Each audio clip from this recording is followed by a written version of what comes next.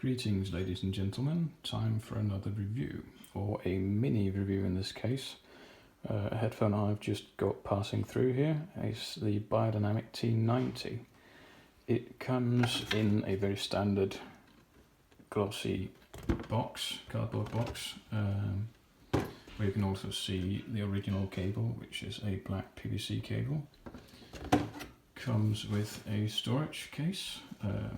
Big foam case, very well made, sort of for something that comes with it. It's full leather and so forth.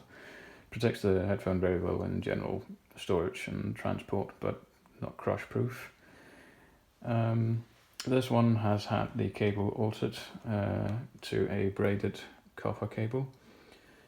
The headphone itself is single side entry for the cable, with it splitting through the headband. The general build of it is very standard for Beyerdynamics T series, with the Alcantara material on the headband, which is very comfortable. Same material you find on the pads of the HT800.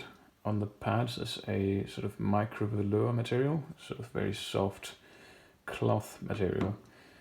The rest of the build is these parts are plastic, and the actual blocks up here are plastic. These are one-piece blocks, unlike the cheaper models where it's a sort of screwed together block. The sides, rings and mesh and arms are all metal. This one's had a mod mic installed. Generally an extremely well built headphone, very sturdy build, extremely reliable and easy to change parts on should you need. It's also extremely light for what it is, relatively light anyway, making for a very comfortable headphone, but with enough clamp without it being too much, but just enough that it stays on your head even if you lean forwards and such, whereas some other headphones have a tendency to fall off your head, at least with bigger headphones like this. So overall, very good build quality. The original cable is very practical, not so pretty, and not the best quality wiring inside, but good enough, and serves the general purpose of it, but obviously you can get better.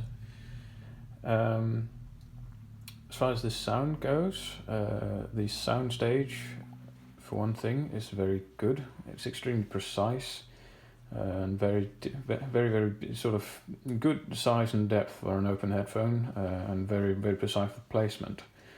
However, one thing to note is that in the frequency response there's a sort of dip between 4 and 5 kilohertz, which I've found to in some cases affect the soundstage a bit. If you have any imperfections in one ear relative to the other, that seems to have some effect on the imaging.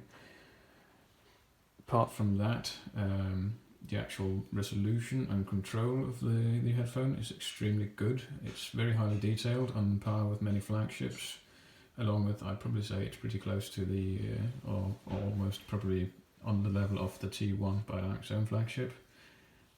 Though it also suffers some of the same issues that some other Tesla models do, where the driver's impulse response is somewhat resonant, but has a very big initial peak, meaning it gets a very crisp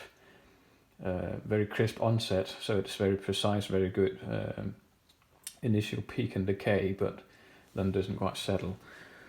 What that overall translates into is a sound that's very precise and very well controlled, for the most part anyway. The bass is extremely well controlled, very precise. The mid-range is the same, and the treble doesn't get out of it doesn't have any weird artifacts or control issues. However, the headphone does sound very treble elevated. It's extremely bright listening to it. I'd say it's probably one of the brightest headphones I've heard, but it's a very even brightness, so it's not as with the Fostex GH900 where you might get surprised by it, where it's sort of just a peak in the upper region of the frequency response. This very evenly elevates towards the treble.